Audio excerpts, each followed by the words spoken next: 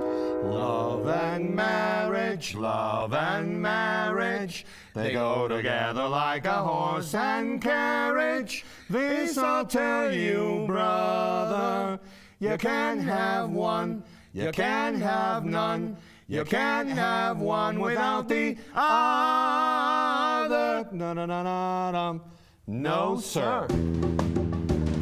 Bienvenidos, esto es Café de Nadie. Donde cabemos todos. Y hoy vamos a platicar con Michael K. Schuessler sobre Pita Amor.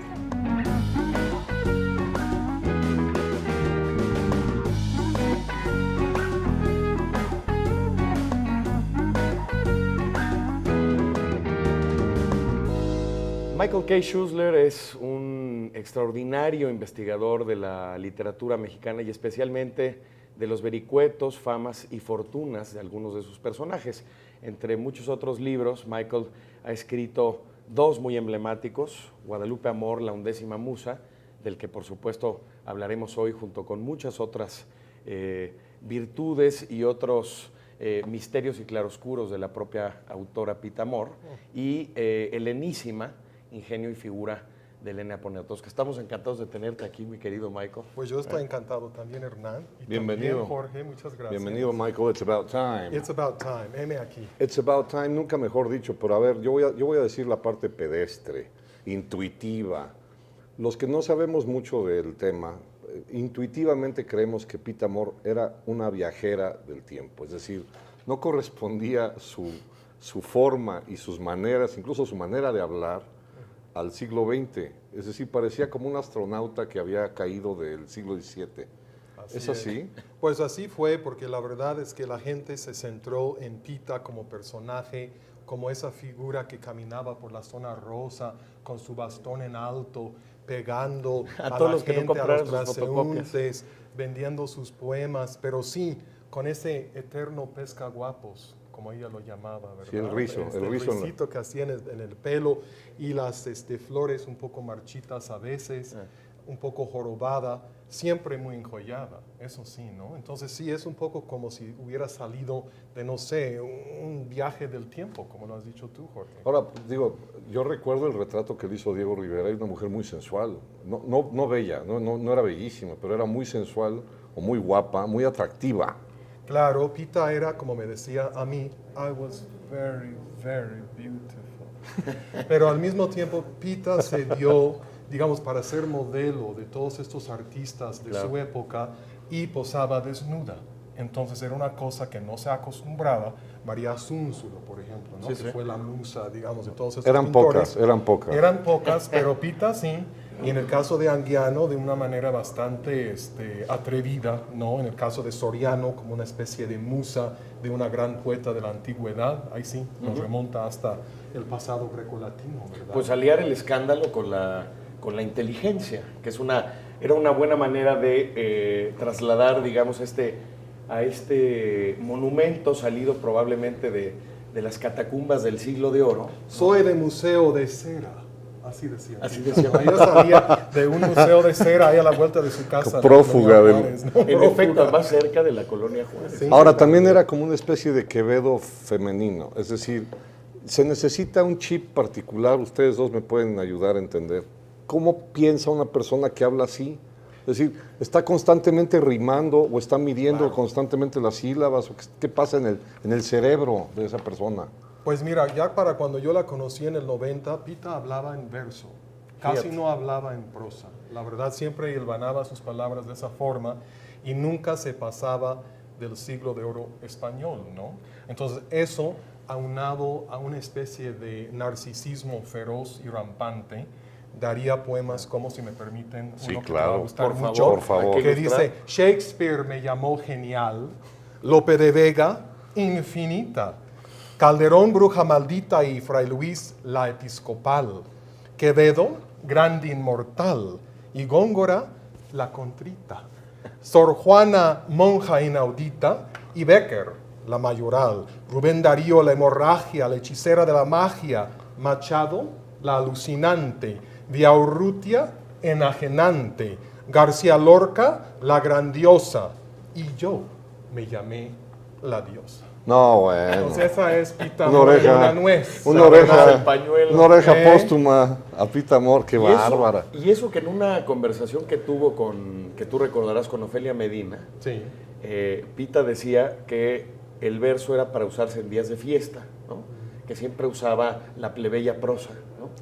Entonces, es increíble que cuando tú la conocías yo hubiera dado ese brinco, porque además Pita Amor ya se había mantenido muy al margen, no solo de sus contemporáneos, sino prácticamente de la literatura mexicana. Ella estaba haciendo prácticamente una poesía mediúnica, si se quiere, ¿no? Claro, digamos Sí. retrógrada si quieres, pero al mismo tiempo fue una mujer muy moderna, ¿verdad? Exacto. Tuvo su propio programa de televisión. Sí, claro. Enseñaba los pechos mientras declamaba a San Juan de la Cruz. Llamaban los de San Ángel de la Liga de la Decencia para quejarse, pero ella siempre me decía a mí que tenía más tablas que María Félix.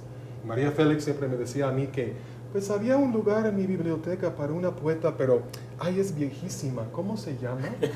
No será Pita, pues es más mayor María Félix que Pita Amor, que no se haga. ¿Cómo Pero fue que bueno. tú la conociste? ¿Tú estabas interesado en la obra y la leíste y luego ya... Es una historia interesante que comienza en Guadalajara, donde yo conocí a un señor ya mayor en el 85, que había sido bailarín de flamenco con Carmen Amaya, había salido en películas con Marilyn Monroe en Estados Unidos haciendo como sus bailes de gitano, le decían The Blonde Gypsy, Ángel de la Cruz, a quien va dedicado este libro mío. Y él me hablaba de Pita Amor en el Cabaret Leda, me hablaba de Pita Amor en estos espacios de la UNAM, me hablaba de una Pita Amor radiante, preciosa, brillante, ¿no? Entonces me llamó la atención. Y unos años después, en el 90, cuando vine casi por primera vez a la Ciudad de México, me dijo, la tienes que buscar, ahí la tienes, ¿no? Entonces fui a un hotel, ahora bastante feíto, que se llama el Hotel General Prim, y ahí le hablé desde el mostrador, En desde Prim la y recepción, Versalles. en Prim y Versalles. Para ahí los mismo. televidentes que quieran acercarse. comprobar la leyenda. Sí, pues es un hotel muy destartalado ahora, pero aún existe. Han sacado a unos secuestradores de ahí hace poco, de hecho. Luego, entonces, le gustaría gustaría eso. Y había dos teléfonos viejos color naranja, me acuerdo perfectamente. Le marqué y le dije, bueno, yo soy fulano mengano y me interesa mucho su obra. Estudio en la Universidad de California. ¿Cómo me gustaría poderla entrevistar? ¡Ay, qué bien hablas el español! Veámonos a las 8. No, a las 9, no a las 10. Yo digo, bueno, yo la espero hasta cuando usted diga. No, a las 9. Entonces yo, me asomé al restaurante a las 9 de la noche. Me quedé esperando más de una hora, muy nervioso, fumando, tomando mis drinks, cuando sí aparece una figura que yo sabía que tenía que ser Pita Amor, ¿no? Toda encorvada, con unos lentes gigantescos como fondo de botella. Se detenía en cada mesa para ver a la gente. Luego la gente decía, "Ay, es una vieja loca, Es una vieja loca. es Pita Amor". Y se sentó en otra mesa que no era la donde yo estaba sentado. Entonces tuve que ir a acercarme y ahí empezamos a hablar. Y tengo una grabación de esa primera entrevista que me dejó, wow, ¿no? Y ahí nace una relación de ¿cuántos años te De estuviste? 10 años, digamos, se murió en mayo del 2000 y nos veíamos primero en los hoteles donde vivía, pero la corrían de cada uno de ellos. Luego nos corrieron del Sanborncito, que ahora es una farmacia del ahorro en la zona rosa. Nos corrieron de ahí, del Perro Andaluz también, porque era bastante ofensiva y andaba diciendo con un librito en la mano, una plaqueta, ¿le gusta a usted la poesía, señora? Pues no, la verdad no tanto. Por supuesto que no, que a las hijas de gatas no les gusta la poesía. Y se daba la media vuelta y se iba, y la pobre señora como, Dios mío, yo pensé que había una opción, comprar o no. Ahora, pero no. es motivo de parodias, Michael. Hay incluso una cadena de televisión que no Sí. nombraremos solamente por infinito amor a nuestra camiseta, Claro. pero donde un sketch incluso reproduce muy. Pero tú, a ver, ¿cómo hablaba ella? ¿Cómo a hablaba? La propia Pita Amor. Bueno, Michael y yo a veces tenemos incluso duelos. A ver, échense un duelo pitesco. Yo fui novia de un bellboy, de un árabe del desierto, de un músico de concierto, y en el infierno ahora estoy.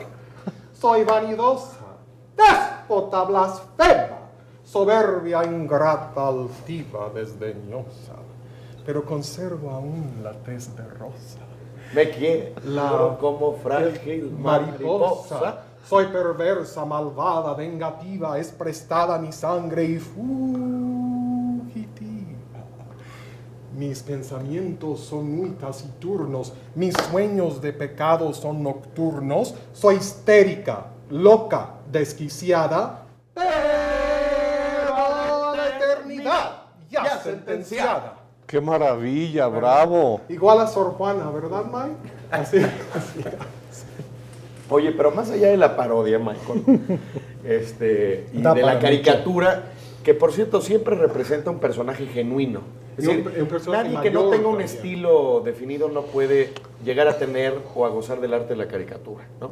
Más allá de todo eso, ¿por qué hay que seguir leyendo a Pita Amor?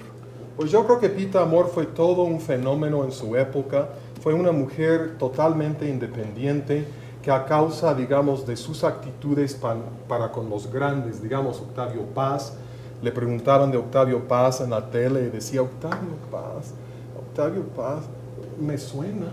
Así como muy Pita, ¿no? Y por eso fue ninguneada. Y fue muy cercana a Alfonso Reyes, Fue ¿no? muy cercana a Alfonso Reyes, que dijo de ella en los años 40, nada de comparaciones odiosas, aquí se trata de un caso mitológico, ¿no? Yo creo que va por ahí. claro. Pita Amor, en una época histórica, cuando los grandes poetas, digamos, hacían más bien poesía experimental, modernista, influenciada por las modas de Europa, Pita se aferraba a los grandes del siglo de oro, ¿no? Claro. Y ella nada más llegó hasta ese titán de Granada que fue Federico García Lorca, y ahí muere.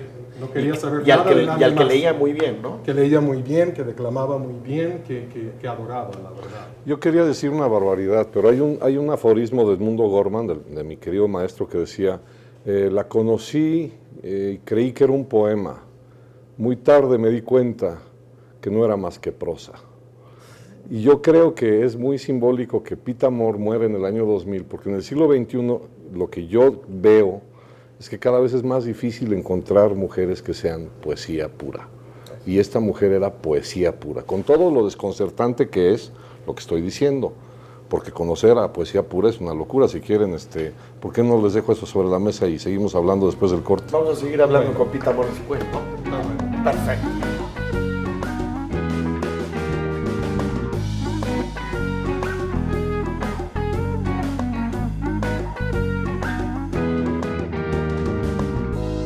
Estamos de regreso en el Café de Nadie, donde cabemos todos, y yo ahí en el centro de la mesa dejé un tema, que es, en el siglo XXI, perdone, pero habiendo tantas mujeres que son no más que prosa, muy pocas son poesía pura. Y Pita Amor era poesía pura, encarnada. Pura encarnada, la verdad, y lo dice si va más allá, digamos, de la página escrita. Pita Amor encarnaba, representaba la vida poética.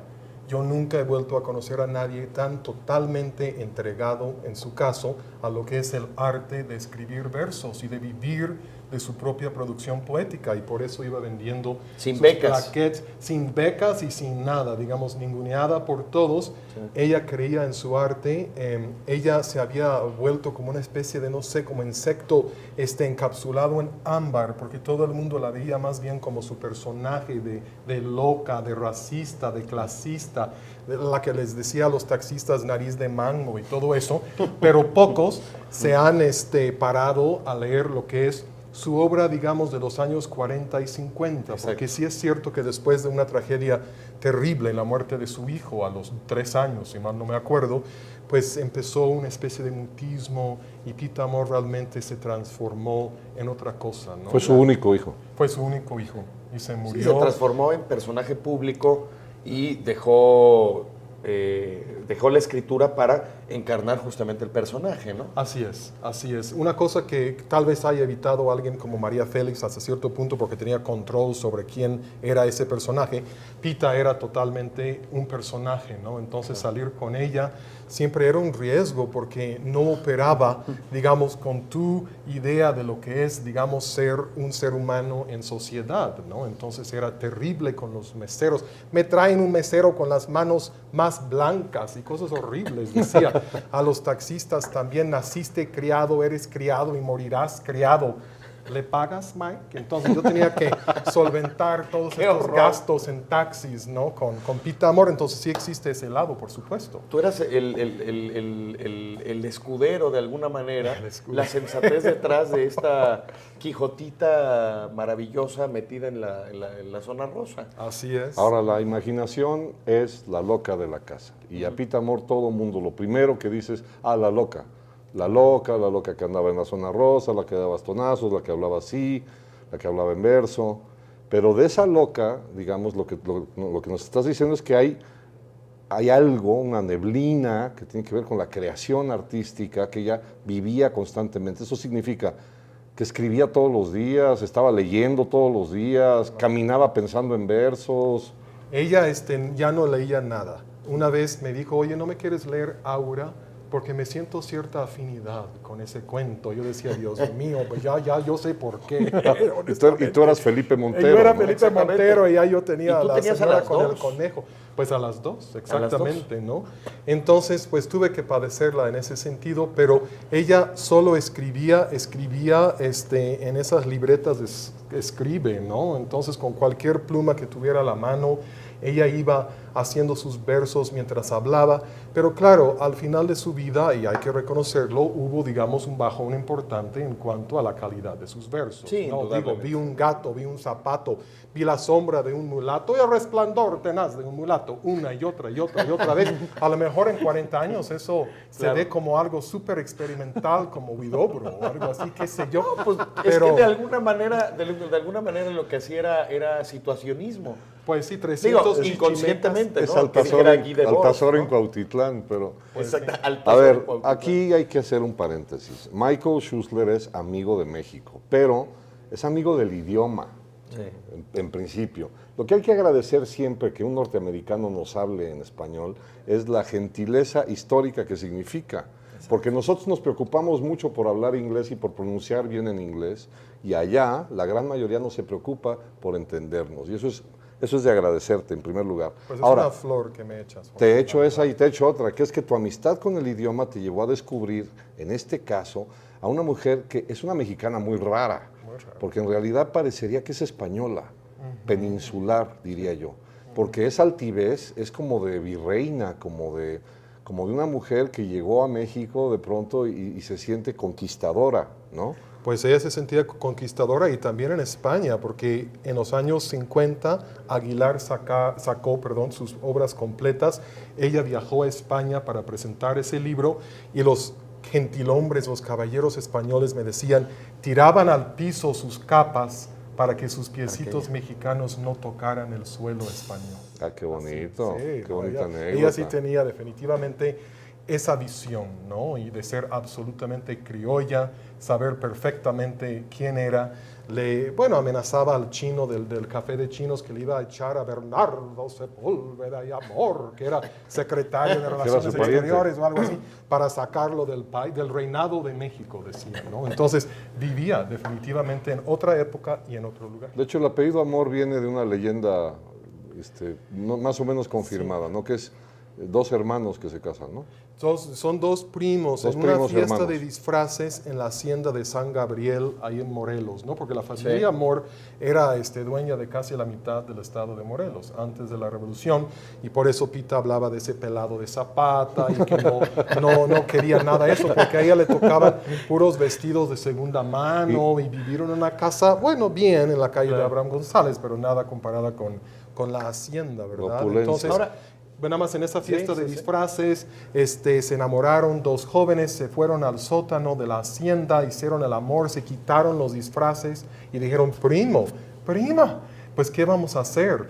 Entonces hicieron una peregrinación a Roma para que el Papa los perdonara, pero siempre, solamente si llevasen desde entonces en adelante el apellido Amor. Es bellísimo, Ese es el es mito, bellísimo. muy bonito, es cierto, ¿no? Ahora, ¿es cierto que además era amiga de Eunice Odio? Era amiga de muchos escritores de, De su Josefina época. Vicens. De Josefina Pero a mí me Vicens, interesa pero lo de Eunice Odio. La odió. Sí, Porque Odio ha habido la odió. reseñas de las obras de Pita tempranas por Eunice Odio. Era costarricense. Sí, costarricense. Bueno, venida que a la México, pone sí, claro. por los suelos, la verdad. Entonces me imagino que Pita la odió tantito. tuvo una relación difícil con Salvador Novo porque ella le decía nalgador sobo y él le decía la pésima musa. Entonces, no sé por quién ir, ¿verdad? Es que en esa categoría de divas hubiera sido muy fácil, de veras, descartar cualquier segundo lugar y poner a los primeros. Pues claro, ¿no? se Pelear, agarran ¿no? de chongazos, pues sí. Oye, Michael, a ver, Pita es la autora de extraordinarios, realmente extraordinarios, contados sí, si lo, Sí, no, si lo hay que dices bien con un reconocerlo, criterio claro. y un rigor crítico, pero de extraordinarios poemas. Todos en verso ceñido, en formas cerradas, ¿no? Así es. Cultivaba sonetos, décimas, Liras. silvas, liras. Claro, sí, sí, sí. Ahora, este espíritu evidentemente y conscientemente anacrónico, ¿no? ¿Por dónde hay que entrar? Es decir, porque con Sor Juana uno siempre puede decir, bueno, la carta tenagórica, los empeños de una casa, Amores más laberinto, etcétera, etcétera. ¿Por dónde entramos a la muy escueta, gran producción de Pita Amor? Porque hay que considerar que esa primera reunión es de los primeros 5 años, ¿no? Y ya después hizo pues toda esta obra extraña que ella El redactaba. zoológico de Pita Amor, cosas raras, ¿no? Los 21 Cristos de Pita Amor y todo Exacto. eso, ¿no? Digamos, de esa primera producción, Claro. ¿tú qué rescatas o qué le aconsejarías a los lectores que leyeran? Pues un gran libro que es no es el primero, se llama Polvo. Y es un libro que encantó a Diego Rivera y a Frida Kahlo. Tiene unos poemas, digamos, metafísicos para mí interesantes. Ella misma me decía, no, yo soy mucho más mística que Sor Juana, Mike. Y si te Hombre. pones a investigar, digamos, Polvo tal vez sí. constructor del mundo. Exacto, polvo constructor del mundo. Oh, O de pronto vi mi cabeza en el espacio Sí. vacía. No, unas cosas increíbles. Pero parece personaje del barón Munchausen, ¿no? es cierto, girando en el espacio del sideral ahí. planeta. Sí. Entonces, bueno, ese es un libro Polvo, por ejemplo, que yo recomendaría. Yo soy mi casa, que es su primer poemario, ¿no? Que Porque es una super frase. Yo sí, soy mi y casa. hay una novela semi-autobiográfica que lleva el mismo nombre, que se publicó en el 57. Que es otra creo, de la ¿no? parte menos conocida de Pita, ¿no? Su obra en prosa. Claro. Los y poemas hay- en prosa de Galería de títeres, que tú lo son has dicho, extraordinarios. no, hay unos relatos en Galería de Títeres que son realmente arriesgados. Hay uno sobre un niño gay y su mamá, y estamos hablando de 1900, yo creo que 49. No, pues, qué Una fecha escándalo, así. qué Un gran escándalo. Bueno, la que se metía a la iglesia de la enseñanza diciendo, tuve un aborto a los 13 años, digo, pues ella no era ninguna extraña al escándalo. Explíquenme ambos una cosa. ¿Esta mujer nació así o ella de pronto agarró un libro y leyó y dijo, yo quiero escribir así? ¿O ¿de dónde viene la enfermedad esta, la ¿Su maravillosa fuego es por enfermedad? imitación, Michael? Pues mira, Porque ella no tuvo una educación formal, la mandaron, siempre fue una niña de pataletas, de berrinches, muy difícil, era la más chica de 7 hermanos Amor, le tocó la época de vacas flacas por lo de la revolución, porque ella nació, digan lo que digan, en el 18, entonces pueden hacer el cálculo en ese sentido. Pero bueno, Pita estudió de manera, digamos, informal, pero sí en su casa había una biblioteca. Y en esa biblioteca ella, antes y después de la comida, leía estos, bueno, poemas del Siglo de Oro, junto con su papá, una figura un poco así como nebulosa que se muere justo después, digamos, de la infancia de Pita. Y luego ella se queda prendada por este tipo de poesía que ella considera la mayor del idioma español, que es la poesía del Siglo de Oro español, y de ahí empieza y sí imita y sí dialoga y sí tiene que ver, pero también hay mucha originalidad en Pita y una facilidad por rimar y crear versos increíbles. Pero la es un verdad. poco lo de siempre que suele detestar a los modernos profesionales, ¿no? A los posmodernos profesionales o a los hipermodernos profesionales. En realidad, el exotismo, el delirio, la extravagancia y la informalidad y el fuego de la locura están de pronto mejor dichos y mejor temperados en los aristócratas del espíritu y de la forma y del arte, como lo puede ser alguien como Pita Amor, en los Hombre. anacrónicos, en los clásicos Y contradictorias. derivados, ¿no? Claro, uno no esperaría ese tipo de personaje dadas las circunstancias, digamos, familiares de Pita Amor, pero de todas maneras así sale. Si siempre estaba loca, Pues yo iba con la idea de que fue después de la muerte de su niño, que realmente se Ahí volvió loca. se cambió el universo, ¿no? Pero en entrevistas que yo hice con personas que ya no están con nosotros, con Juan Soriano, con Raúl Anguiano, por ejemplo, ellos me dijeron que no, que ella era muy atrevida y muy loquita desde siempre, desde cuando tenía su hermana la Galería de Arte Mexicano en la calle de Milán, en la colonia Juárez. Claro. Bueno, para nosotros es un privilegio que seas nuestro amigo, pero para todos es de veras muy honroso que tú te hayas dedicado a estudiar a esta maravillosa mujer que encarnó a la poesía, Sí. que nos ayuda a entender al mundo de otra manera, aunque usted no lo crea. Así es. A mí me ayudó a entender muchas cosas, la verdad, que no las he olvidado. Esto fue el Café de Nadie. Y aquí seguimos todos esperando la próxima semana contar con ustedes para caber. Hasta luego y gracias. Mi querido. Fly me to the moon, let me play among the stars. Let me see what spring is like on Jupiter and Mars. In other words, hold my hand. In other words, baby, kiss me. Fill my heart with song, let me sing forevermore. You are all I long for, all I worship and adore. In other words, please be true. In other words, I love you.